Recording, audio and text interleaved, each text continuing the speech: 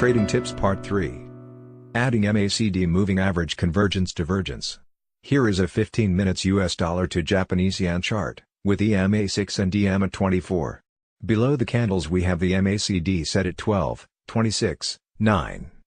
When MACD goes above the zero line we buy, and when the MACD goes below the zero line we sell. In this chart you see the first histogram bar going above the zero line and we buy at the open of the new candle at 107.05. We then place our stop loss 2 pips below the most recent low at 106.95. We exit when we see the moving average crossover at 107.25, we make a profit of 20 pips. Please subscribe to my channel as I am going to bring in some more easy and profitable forex trading strategies.